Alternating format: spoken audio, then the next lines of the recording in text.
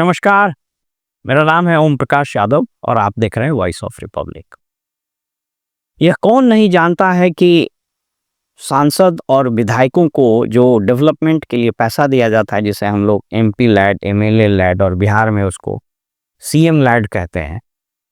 इसमें विधायकों और सांसदों को एकाध अपवाद को छोड़कर, जो बहुत रेयरेस्ट ऑफ द रेयर होता है, वैसे कोई एकाध ईमानदार एमएलए हों और एमपी हों, उनको अगर छोड़ दीजिए तो मतलब बाई एंड लार्ज 99.99% के आसपास ये लोग कमीशन लेकर के और काम करवाते हैं। ये सब लोग जानता है। लेकिन तहलका तब मचा जब दैनिक भास्कर ने एक स्टिंग ऑपरेशन चलाया राजस्थान में, जिसमें भाजपा के एमएलए स्टिंग ऑपरेशन में बताया कि हम 40% लेकर लिखेंगे, और कांग्रेस के एमएलए और एक निर्दलीय, ये लोग सब लोगों ने तो डील ही कर लिया बकाया। ये पूरा स्टिंग ऑपरेशन जो दैनिक भास्कर में छपा है, ये मैं आपको स्क्रीन पर दिखा रहा हूं। मैंने आज से कुछ साल पहले ये बात की थी, आज से कुछ महीने मैंने एक वीडियो में बात की थी। मैं जरा बिहार का हिसाब आपको बता देता हूं। बिहार में 243 एमएलए हैं, 75 एमएलसी हैं, और बिहार में प्रत्येक साल 4 करोड़ रुपया इन लोगों को मिलता है। 5 साल मान के चलें, हालांकि एमएलसी तो ज़्यादा रहते हैं, लेकिन मैं 5 साल ही मान के चलता हूँ। तो ये करीब 6,360 करोड़, 6,500 करोड़ रुपया ये 5 साल में इन लोग के थ्रू खर्च होता है। एक एमएलए को जोड़िए, कितना हुआ? 5 साल अगर उसका कार्यकाल है तो 5 को 20 करोड़, 20 करोड़ का 40% आप जोड़ लीजिए। मुझको कुछ लोग मैं इधर हाल में दिल्ली गया हुआ था एक सेमिनार में भाग लेने के लिए, तो कुछ पत्रकार या फिर और कुछ लोग मिले। उन लोगों ने बताया बड़ा दिलचस्प कहानी अन्य अन्य राज्यों का, जिसमें बिहार के बारे में बताया। बिहार के नेपाल और यूपी से लगे हुए बॉर्डर का एक दो जिला है। मैं जिले का नाम नहीं बताऊंगा क्योंकि मेरे पास कोई उसकी सबूत नहीं है, और नहीं मैंने स्टिंग ऑपरेशन किया, उतना संसाधन मेरे पास नहीं है। लेकिन जो बात हुआ तो उसने बड़ी दिलचस्प बात बताई। उन्होंने बताई कि एक एमपी साहब हैं, उन्होंने कहा कि साहब हम लोग को 5 करोड़ रुपया मिलता है, तो 5 साल में 25 करोड़ रुपया मिलता है। तो अगर वो इनफैक्ट वो इसलिए बताया कि हम लोग काम करते हैं, एमपी लैड का कुछ कुछ योजनाओं का हम लोग काम करते हैं, उसी सिलसिले में मिलने गए थे। एक अनौपचारिक फंक्शन में लोगों से मुलाकात होगी, तो जो चर्चा कर रहा था उसी के आधार पर मैं बता रहा हूँ, ये हियरसे है। तो उन्होंने बड़ी अच्छी बात बताई कि वो एमपी साहब का कहना था कि अगर हर साल हम लिखते जाएंगे तो काम भी नहीं दिखेगा और मेरे हाथ में जो पैसा आएगा खर्चा भी हो जाएगा। तो मैं क्या करता हूँ, मतलब उन्हीं के शब्दों में वो एमपी साहब क्या करते हैं कि इलेक्शन के दिन, माने इलेक्शन के समय, वह टोटल जो उनके पास 25 करोड़ रुपया आता है, उसका वो 40% ले लिए, तो सीधा उसका 10 करोड़ रुपया हो गया, और उस 10 करोड़ रुपया को वो इलेक्शन में खर्च कर देते हैं। और जो 40 करोड़ में ठेकेदार वगैरह सब खाया पकाया, तो जो भी थोड़ा बहुत हुआ तो बोलते हैं कि बड़ा काम ले लेते हैं, तो वो दिखता भी और ताज़ा भी रहता है।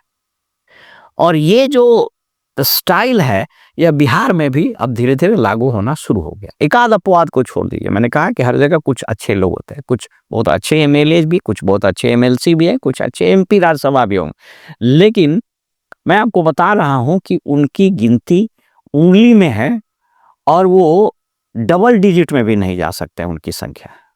ये हाल है। अब आप अभी जो नई सरकार बनी है, इसका जरा ड्रामा देख, इसमें अभी खूब ड्रामा चल रहा है।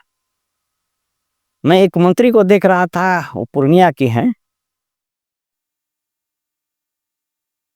कंज्यूमर प्रोटेक्शन डिपार्टमेंट की मंत्री लेसी सिंह, उनका आ रहा था, कर्मचारी को हड़का रही थी। मैं आपको फिर से डिस्क्लेमर दे दूं कि कोई भी इस तरह का काम करता है तो मैं या न तो उसके समर्थन में बोल रहा हूं, न मैं उसको सपोर्ट कर रहा हूं। इस तरह का जो भी काम में इन्वॉल्व है उन पर कार्रवाई हो। लेकिन मैं ये दोहरी नीति और ये दोगलेपन की बात आपको बता रहा हूँ। वो मंत्री जी राजस्व कर्मचारी को हड़का रही थी कि तुम पैसा क्यों लेते हो, पैसा ले तो तुम्हारी नौकरी खा जाएंगे। यही ड्रामा अभी खूब चल रहा है विजय सिन्हा का। ऐसे भी यह मंत्री तो इतना बड़बोला है, इतना ड्रामेबाज है भाजपा के और आज की नीतीश जी के। जब नीतीश जी का वो हाल है तो बाकी मिनिस्टर का तो छोड़ दीजिए। यह कौन नहीं जान रहा है कि एक एक विभाग में सचिवों के कुछ एक आध अपवाद को छोड़ दीजिए जो बहुत ही, और खास करके वैसे विभाग जो मतलब नॉन मलाईदार विभाग है उन लोगों को छोड़ दीजिए, या कुछ बहुत अच्छे अधिकारी उनको छोड़ के। लेकिन अब ये परिपाटी आम हो गई है कि विभागों के सचिव से लेकर के नीचे तक, सीओ बीडीओ तक, जूनियर इंजीनियर से लेकर के चीफ इंजीनियर तक, ये सब का, डॉक्टर से लेके नर्स तक का, कंपाउंडर से लेके ड्रग इंस्पेक्टर तक का, जिस विभाग में जाइए सीडीपीओ से लेकर के लेडी सुपरवाइजर तक, मार्केटिंग ऑफिसर यानी ब्लॉक सप्लाई ऑफिसर से लेके डीएसओ तक, डीटीओ से लेके एडीटीओ एमबीआई तक, सब का बिना पैसा का पोस्टिंग नहीं होता है, मतलब नहीं होता है।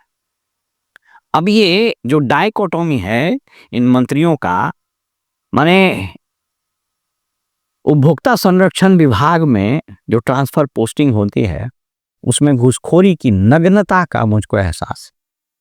आए दिन मेरे पास लोग आते हैं, क्योंकि मैंने कहा कि हम सेवानिवृत्त हैं, तो किसी को कोई वैधानिक चीज़ पर परामर्श लेने को होता है तो मेरे पास आते हैं। कभी शोकॉज हुआ है, किसी पर डिपार्टमेंटल प्रोसीडिंग हुआ वगैरह, तो वो लोग से जब अनौपचारिक बात होती है तो लोग बताते हैं कि सर रेट बंधा हुआ है, और न सिर्फ ये कि 5 साल में 3 साल में एक बार ट्रांसफ़र होगा, बल्कि हर साल जो नॉन ट्रांसफ़र अलाउंस वो लगता है।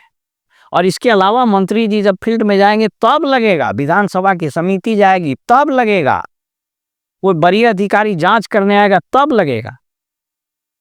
मैंने सरकार बनने के पूर्व एक वीडियो में बताया था कि सरकार किसकी बनेगी, कौन मुख्यमंत्री बनेगा, ये दिलचस्प बात नहीं है, कौतूहल का विषय ये नहीं है, समस्या ये नहीं है, यह समाधान ये नहीं। समाधान ये है कि बिहार का एंटायर गवर्नेंस जो बेपटरी हो चुका है, और जहां मतलब सबसे निचले स्तर से लेकर के सबसे उच्चतम स्तर तक जो भ्रष्टाचार का नंगा नाच हो रहा है, उसको रोकेगा कौन? जो गवर्नेंस कोलैप्स हो गया उसमें सुधार कौन करेगा?